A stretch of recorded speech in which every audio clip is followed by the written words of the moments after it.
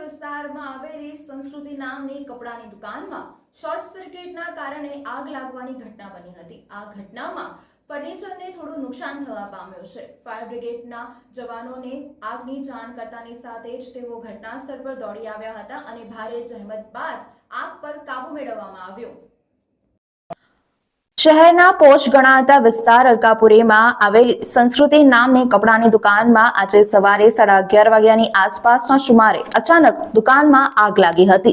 સૌપ્રથમ દુકાન માલિક તથા સ્ટાફ અને આસપાસના લોકોએ ફાયર એક્સ્ટિંગ્વિશરની મદદથી આગ પર કાબુ મેળવવાનો પ્રયાસ કર્યો હતો, પરંતુ આ પ્રયાસ નિરર્થક સાબિત થતા આ ઘટના અંગે ફાયર બ્રિગેડની ટીમને જાણ કરવામાં આવી હતી, જેના પગલે વડોદરા ફાયર બ્રિગેડની ટીમ ઘટના સ્થળે પહોંચી ભારે જહેમત બાદ આગ પર કાબુ મેળવ્યો હતો। જો કે સદનસીબે કોઈ ઈજા કે જાનહાનિ થવા પામી ન હતી।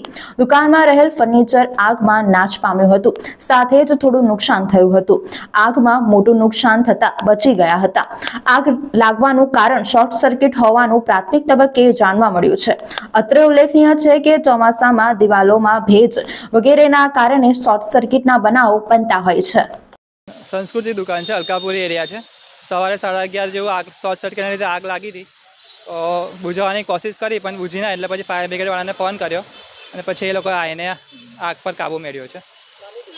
કપડાની દુકાન છે, ડ્રેસ મટીરિયલ। એ શોર્ટ સર્કિટના લીધે સવારે વરસાદ પડ્યો ને એમાં કદાચ પાણી ઉતર્યું હશે એટલે આગ લાગી છે એવું લાગે છે। ના, કોઈ ફર્નિચરને થોડું નુકસાન થયું છે, બાકી વધારે નુકસાન નથી થયું। હા હા, ફાયર બ્રિગેડવાળા આવી ગયા હતા ટાઈમ પર। કિરણ બામણિયા।